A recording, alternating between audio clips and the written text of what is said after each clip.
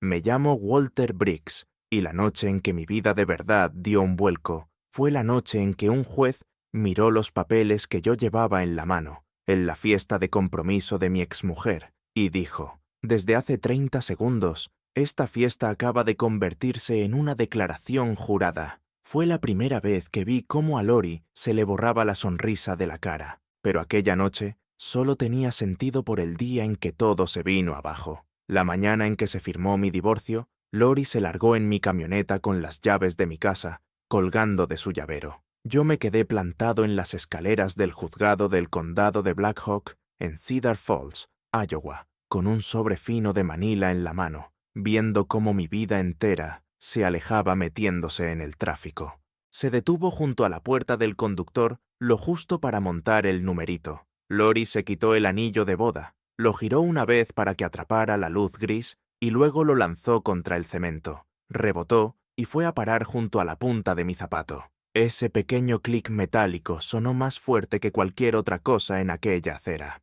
Ella se inclinó por la puerta abierta, con un tacón todavía apoyado en el suelo. «No me esperes, Walter», me gritó. «Gary me lleva a Florida la semana que viene, a tu costa». Luego se rió, dio un portazo y se fue en mi camioneta. Durante un instante me quedé mirando el hueco que había dejado. La gente me rozaba al pasar, hablando por el móvil, equilibrando cafés y maletines. Para ellos, yo era solo otro tipo de mediana edad con una americana barata. Para mí, era como si alguien me hubiera apretado las costillas con una llave de carraca. Bajé la vista hacia el anillo, 25 años de matrimonio, tirados en una grieta del cemento. Me agaché, lo recogí y noté lo frío que estaba. Con el pulgar encontré la pequeña marca del interior, donde una vez se enganchó en un tornillo cuando yo me quedé trabajando hasta tarde en el taller. Mis colegas bromeaban entonces con que yo era el único capaz de abollar un matrimonio con una llave inglesa.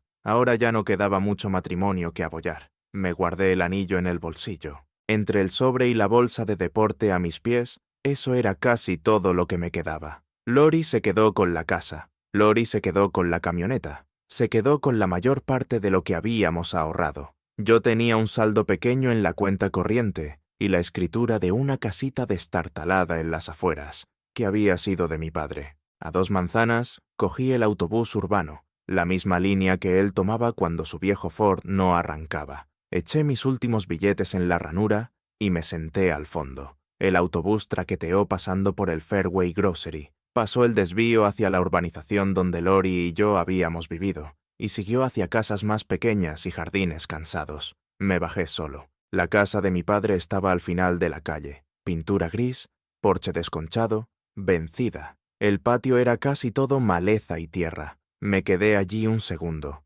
con la bolsa en una mano y el sobre en la otra. «Hola, papá», murmuré. «Ha vuelto tu hijo idiota». Dentro olía a polvo, a café requemado y a aceite de motor. Su sillón reclinable seguía frente al televisor apagado. Las persianas torcidas dejaban entrar una franja de luz de noviembre. Dejé la bolsa junto a la puerta y recorrí las habitaciones. Después de que muriera, limpié lo justo para que el sitio pareciera decente, y cada vez que hablaba de venderlo, me quedaba bloqueado. Lori lo llamaba aquel agujero feo donde se iba el dinero. Ahora, aquel agujero feo era el único techo que tenía. Me dejé caer en el sillón y dejé que el peso del juzgado me aplastara por dentro. 56 años, divorciado, sin un duro y empezando de cero en la casa vacía de mi padre. Pensé en llamar a un amigo de los de antes y me vi a mí mismo ahí, con una bolsa, dando pena. El orgullo hizo que el teléfono siguiera en el bolsillo.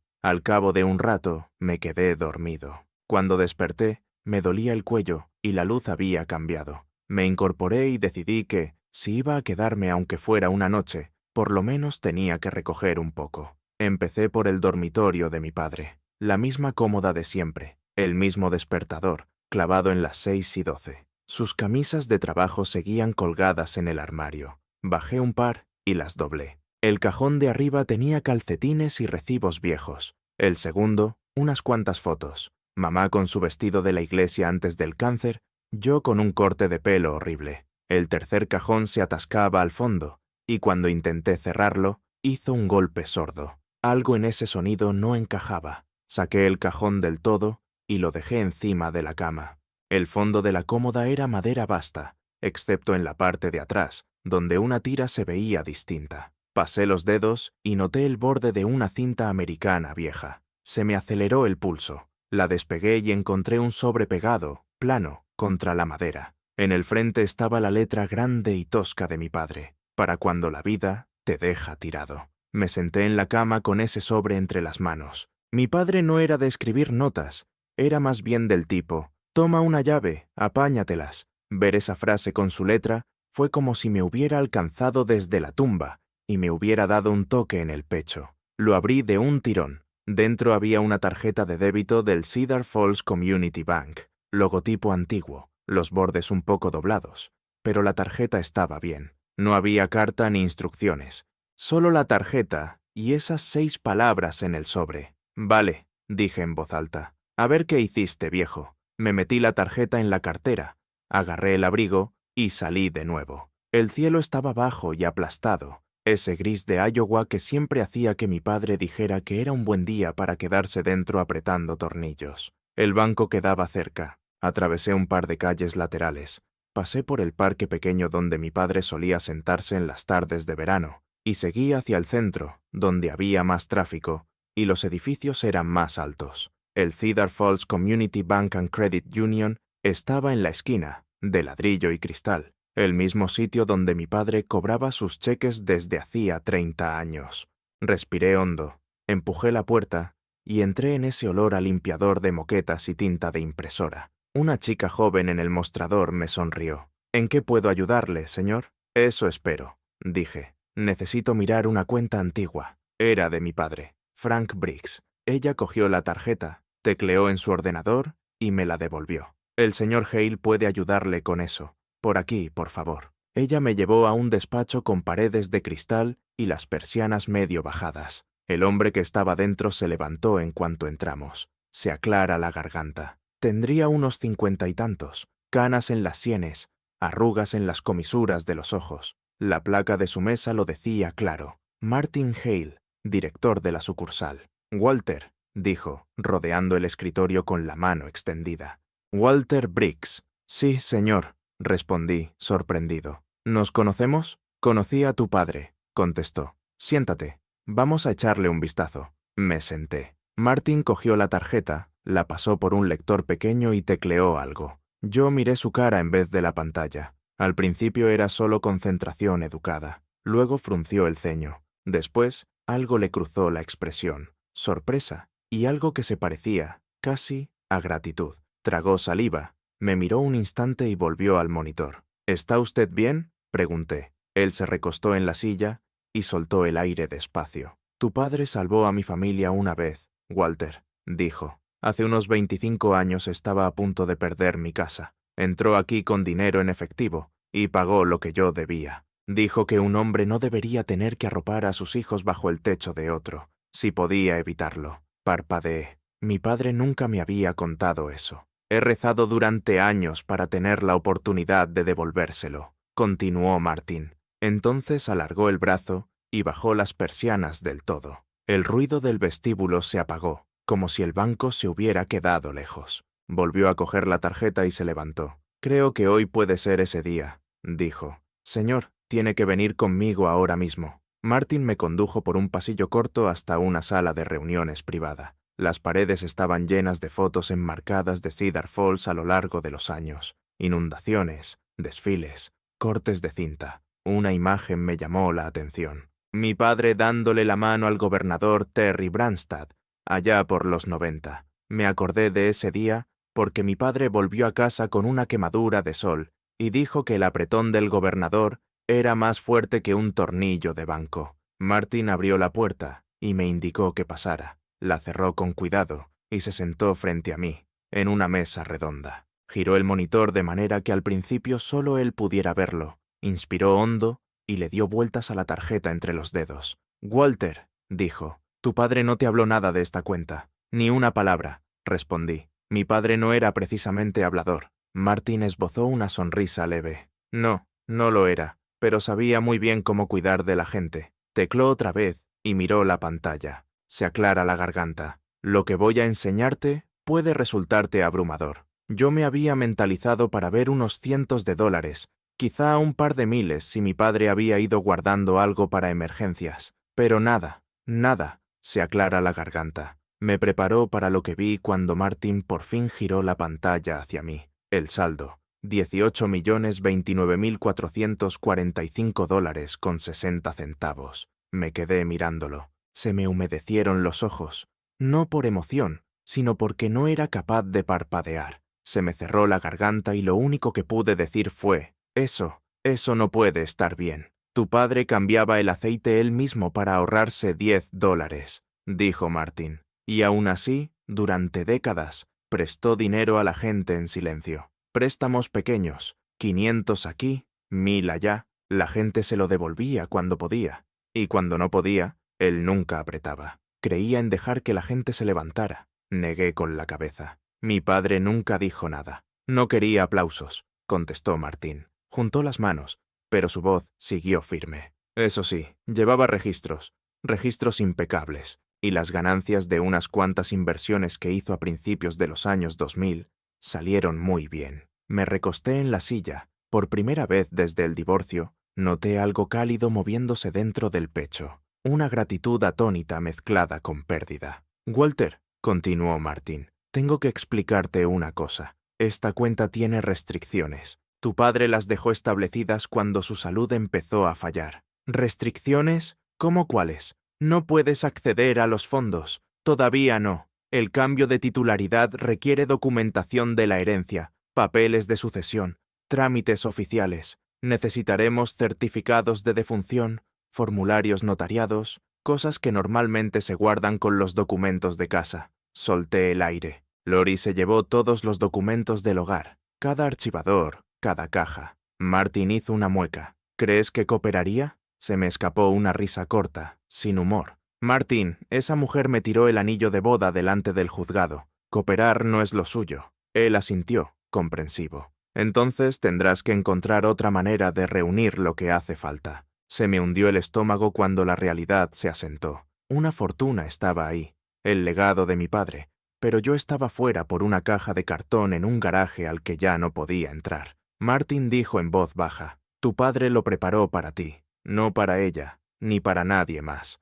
Para ti. Eso significa que hay una forma de salir de esta. Ojalá lo creyera. Cuando salí del banco, el sol ya se había escondido detrás de las nubes. El aire tenía ese frío de noviembre que se cuela por debajo del abrigo. Volví caminando hacia la casa de mi padre, intentando pensar cuál sería el siguiente paso. Los suministros seguían cortados. Tenía que arreglar eso, pero incluso eso costaba un dinero que yo no tenía. De camino, me detuve en el Fairway Grocery. Necesitaba algo, lo que fuera, para pasar la cena. Con unos billetes arrugados y lo que quedaba del saldo de mis cupones de alimentos, cogí un paquete de fideos instantáneos, una lata de chili y la barra de pan más barata. En la cola, mantuve la cabeza baja. Se aclara la garganta. La mujer de delante olía ligeramente a perfume y tabaco. Detrás de mí, las tarjetas sonaban con un clic constante al pasar por el datáfono. Entonces oí una voz que reconocí. Walter, madre mía. Levanté la vista. Era Elaine Carter, la mujer de un compañero con el que yo trabajaba antes. Me miró de arriba abajo y luego miró los cupones en mi mano. Me he enterado de lo del divorcio, susurró, pero lo bastante alto como para que lo oyera toda la cola. Lo siento muchísimo por verte así. Tragué saliva. La gente se movió incómoda. Un tipo fingió no mirarme. Y eso fue, de algún modo, peor que quedarse mirando. Noté cómo se me calentaban las orejas. La cajera pasó mis cosas baratas por el escáner, sin decir ni una palabra. Cuando salí a la calle, el frío me golpeó con más fuerza. La humillación tiene esa manía de afilar el viento. Volví a casa dando un rodeo, intentando sacudirme la vergüenza, pero se me quedó pegada como el olor a grasa, después de un día largo en el taller. Cuando llegué a la casa de mi padre, el sitio parecía aún más cansado de lo normal. La pintura levantada, el porche vencido, el buzón torcido y abollado. Me senté en los escalones de la entrada y me froté la frente. Necesitaba ayuda, pero no sabía a quién pedírsela. Aquella tarde, la desesperación me empujó a ir al BFW. El puesto 1623, un edificio bajo de ladrillo con una bandera descolorida que golpeaba el aire. Mi padre se pasaba allí media vida, sobre todo después de que muriera mamá. Dudé en la puerta y al final la empujé. Dentro olía a madera vieja, palomitas y cerveza derramada. Unos cuantos habituales jugaban a las cartas en una mesa del rincón. Detrás de la barra, Harold Jensen, un viejo amigo de mi padre, limpiaba una fila de vasos. «Walter Briggs», dijo Harold, dejando el paño. «Mira quién ha venido». «Hola, Harold», respondí. No esperaba volver por aquí, pero pensé que, ya que estaba, mejor sentarme en algún sitio que no se sienta vacío. Harold sirvió una cerveza y me la deslizó. «A tu padre le habría gustado verte aquí». Hablamos un rato, casi de nada. Luego Harold se inclinó hacia mí y me contó una historia que yo nunca había oído. «Tu padre me pagó una factura atrasada de gas y luz», dijo. «Nunca me pidió que se lo devolviera. Solo me dijo, no te rindas contigo mismo». Así era él. Me quedé mirando la espuma de la cerveza. «No sé si me queda mucho, para no rendirme». Harold negó con la cabeza. «Te queda más de lo que crees». Cuando por fin volví caminando a casa, sentí una mezcla rara de agotamiento y determinación. Mi padre había ayudado a tanta gente. ¿Por qué no pidió ayuda a él? ¿Por qué había ocultado tantas cosas? En la casa empecé a revolver otra vez, pero esta vez con intención. Miré debajo de cajones, detrás de estanterías, bajo tablas sueltas. Entonces oí un sonido hueco bajo la cama. Aparté el somier viejo y encontré una tabla del suelo floja. Debajo había una llave pequeña de metal, enganchada a una etiqueta gastada. Trastero 47. A su lado había una fotografía. Mi padre dándole la mano al gobernador Branstad en aquel corte de cinta del Fairway, en el 94. Pero debajo de la foto había un sobre cerrado, amarillento por los años, con la letra grande de mi padre. «Si Lori alguna vez hace daño a mi chico, entrégale esto al juez Cole». Se me heló la espalda. Mi padre lo había sabido. Quizá no todo, pero lo suficiente. Y por primera vez desde las escaleras del juzgado aquella mañana, noté que algo se encendía dentro de mí. Un rumbo, un hilo del que tirar, una oportunidad. A la mañana siguiente me desperté antes de que saliera el sol, sentado en el sillón reclinable de mi padre, con el cuello tieso y el olor tenue del aceite viejo en el aire. La llave que había encontrado, la del trastero 47, estaba sobre la mesita junto al sobre destinado al juez Cole. Me quedé mirando los dos objetos un buen rato. «Vale, papá», susurré. «Enséñame qué estabas ocultando». Me puse el abrigo, cogí la llave y agarré una linterna del cajón de la cocina.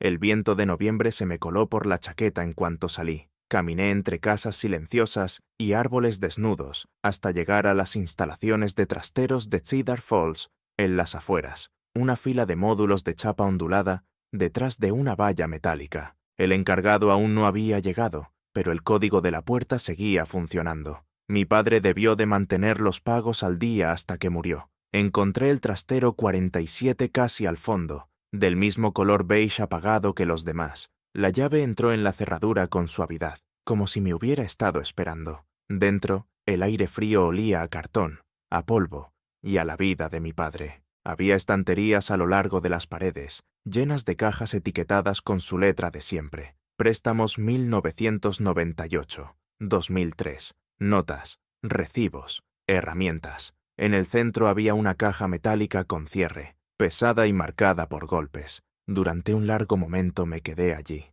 sin moverme. Era lo más cerca que me había sentido de mi padre en años. Me arrodillé y abrí la primera caja. Dentro había libros de cuentas con entradas escritas con una pulcritud casi obsesiva. Nombres, fechas, importes de préstamos, anotaciones de devolución y comentarios breves como «pagó todo tras la cosecha», «le ayudé con una caja de cambios nueva» o simplemente «no te preocupes». Página tras página, decenas de nombres. Gente que yo reconocía del pueblo, resopla y se aclara la garganta, algunos con los que había trabajado en el taller, otros que la noche anterior fingieron no verme en el Fairway. Todos habían recibido ayuda de mi padre cuando estaban hundidos. Pasé hojas hasta que una página me dio un vuelco en el estómago. El nombre de arriba me dejó sin aire. Gary Nolan. Préstamo de $500, 2009. Al lado, con la letra de mi padre, nunca lo devolvió.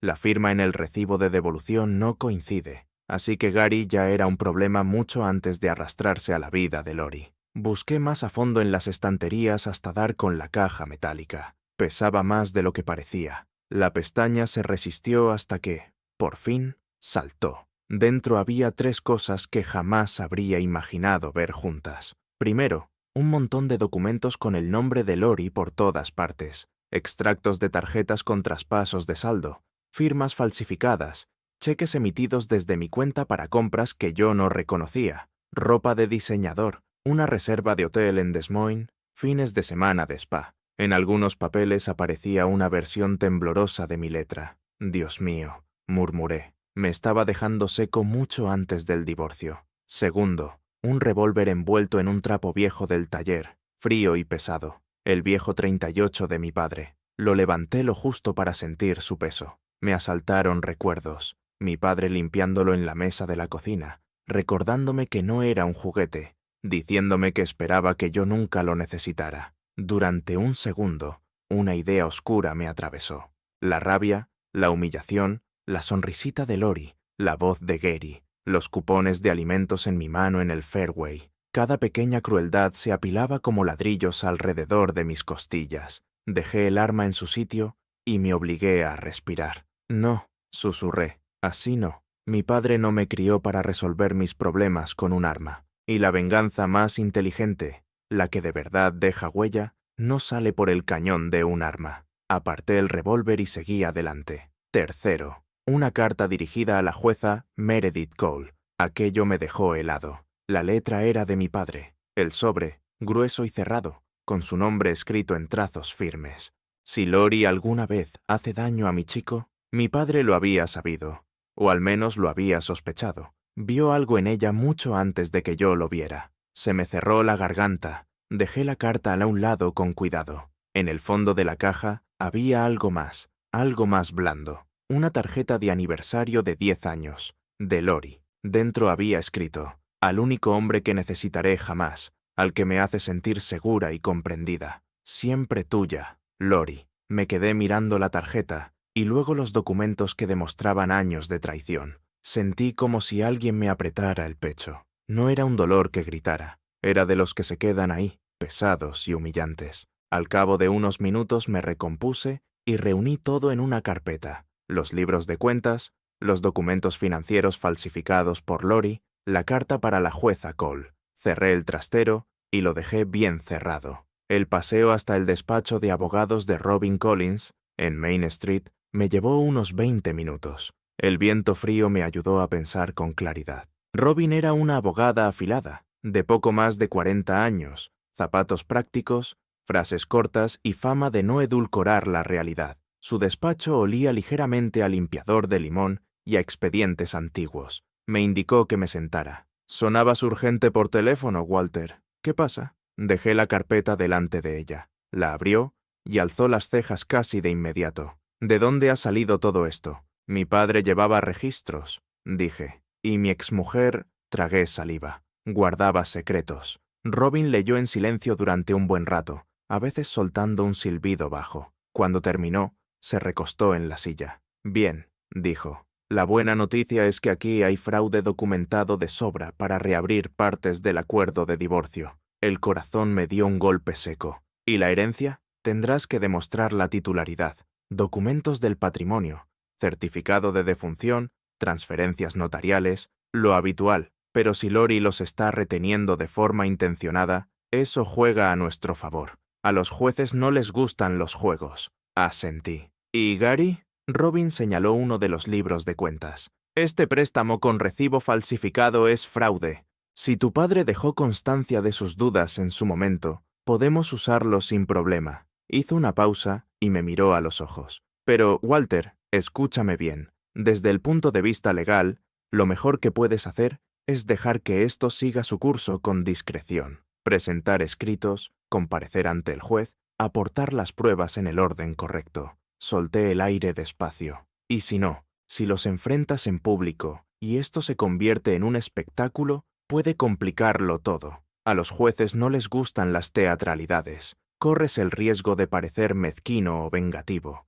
incluso teniendo razón. Miré mis manos, aún con restos de grasa de 30 años en el taller. No quiero teatro, murmuré. Quiero justicia, pero también quiero que sientan, aunque sea un poco, lo que me hicieron pasar. Robin no discutió, solo suspiró. Eso es lo que me preocupa. Le pagué la provisión de fondos con casi todo lo que me quedaba, y salí con fechas de juicio fijadas y una lista de documentos que reunir. Por el momento, ese era el camino seguro. Pero una parte de mí, una parte que aún no estaba dispuesto a reconocer, quería algo más que seguridad. Al volver a Main Street, el viento tironeó de mi abrigo. Miré calle abajo hacia el centro comunitario de Cedar Falls, donde colgaban pancartas de eventos navideños. Un recuerdo emergió. Alguien en el VFW había mencionado la próxima fiesta de compromiso de Lori. Lori y Gary celebrando todo lo que habían robado. Un evento público, con medio pueblo, y posiblemente con la jueza Cole presente. Algo encajó dentro de mí. Un plan. Un camino que mi padre quizá habría tomado si hubiera sido él el agraviado. Apreté la carpeta con más fuerza. Vale, dije en voz baja. Vamos a ver cómo se saldan las deudas. Los días siguientes me desperté antes del amanecer. Caminé de un lado a otro por los suelos fríos de la casa de mi padre y repasé la misma pila de documentos hasta que las palabras se emborronaban. Cada línea de transferencias falsificadas por Lori, cada firma temblorosa ensayada para parecer la mía, hervía dentro de mí como una olla olvidada al fuego. Robin presentó la solicitud para reabrir partes del acuerdo de divorcio. Ese era el camino seguro, el aprobado por el juzgado. Me dio un montón de instrucciones y unas cuantas advertencias firmes. «Walter», me dijo, ya en la puerta de su despacho, «si los enfrentas en público antes de que estemos listos, puedes poner en peligro el caso». Asentí, pero algo en mí ya se había inclinado hacia el otro lado. 2 noches después estaba de nuevo en el VFW, el puesto 1623, cuidando una cerveza mientras Harold limpiaba la barra. En la gramola sonaba country viejo,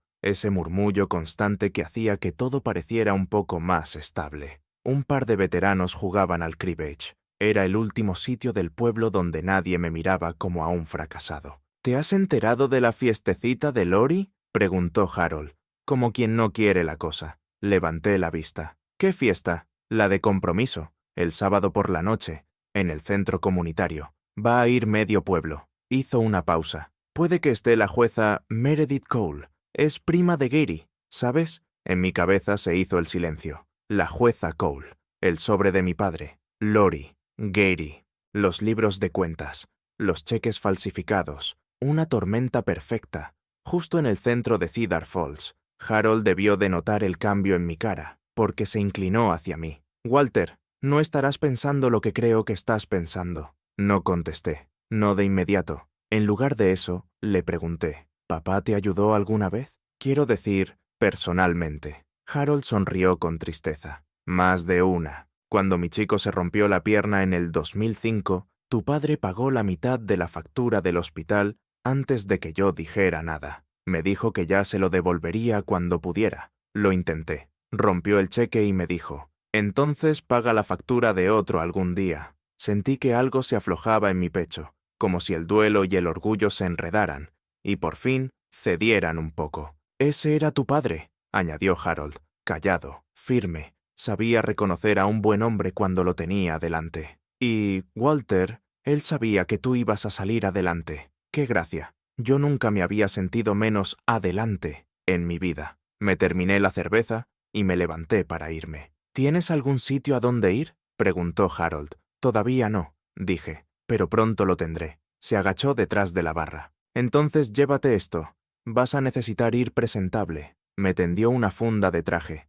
Dentro había un traje gris que parecía no haber visto la luz desde la época de Reagan. «Me quedaba perfecto en el 86», dijo, orgulloso. «Supongo que la cerveza y Reagan fueron más amables con la cintura». Me reí, a pesar de mí. «¿Estás seguro de esto, chaval?», añadió. «Si vas a plantarte delante de esas 2 hienas, por lo menos no lo hagas con esa chaqueta del taller». El sábado por la tarde llegó helado, con ese viento que trae olor a nieve incluso antes de que caiga el primer copo. Me quedé fuera del centro comunitario de Cedar Falls, con la carpeta de mi padre apretada bajo un brazo y el traje enorme de Harold puesto. Las mangas me quedaban un poco largas y los hombros no asentaban del todo bien, pero era lo mejor que había tenido encima desde antes del divorcio. Por las ventanas grandes se veía la luz brillante. Dentro, la gente se movía de un lado a otro con vasos de plástico llenos de champán barato. Cada vez que se abrían las puertas, se escapaba música. Por lo que alcanzaba a ver, Lori se había lucido. Guirnaldas, globos, manteles blancos. Quería que todo el pueblo mirara cómo empezaba su nueva vida. Perfecto. Respiré hondo y empujé la puerta. Me envolvió el calor. Demasiado calor. Demasiadas caras sonrientes que se desinflaron en cuanto me reconocieron. Una pareja de la iglesia se susurró algo al oído. Alguien dio un codazo a su amigo y señaló en mi dirección. Entonces, Lori me vio. Estaba cerca del buffet, con un vestido rojo y el pelo rubio rizado lo justo para que se notara que había pagado a una profesional. Gary estaba a su lado, con un traje que probablemente costaba el doble de lo que había valido mi camioneta. Vaya, vaya, dijo Lori en voz alta, justo cuando la música bajó un poco. Mirad quién se ha dejado caer por aquí. Walter, ¿estás perdido o has venido a recoger mesas? Unos cuantos invitados rieron,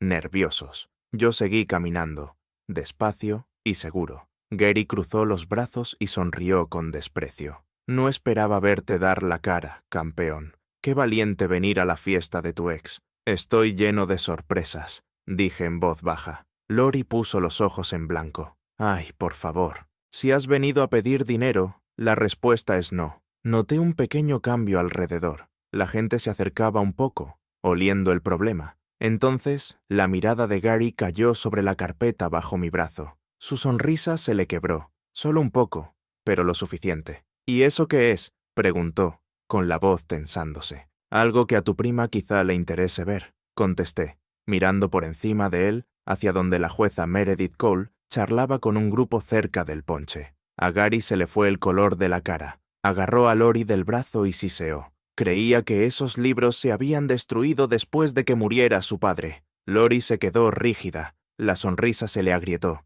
La sala empezó a zumbar con murmullos. Era el momento. Me acerqué un paso más, tranquilo como no lo había estado en mucho tiempo. Cuando te humillan lo suficiente, algo dentro de ti cambia. Deja de doler. Empieza a afilarse. Lori se cruzó de brazos. ¿Qué estás tramando, Walter? La miré directamente a los ojos. Lo curioso de las deudas, Lori, dije suave, es que algunas tardan 10 años en vencerse, y con intereses. El silencio atravesó la fiesta como una ola. Entonces me giré hacia la jueza Cole, que lo había oído todo, y le extendí la carpeta. Señora, creo que esto debería estar en sus manos. La jueza Meredith Cole no cogió la carpeta al instante. Primero me miró de verdad, como una profesora valorando si el alumno que tiene delante provocó el incendio a propósito o solo lo encontró. Luego asintió una vez y alargó la mano. Gracias, señor Briggs, dijo. Su voz era tranquila, pero llevaba esa autoridad capaz de callar a una banda entera.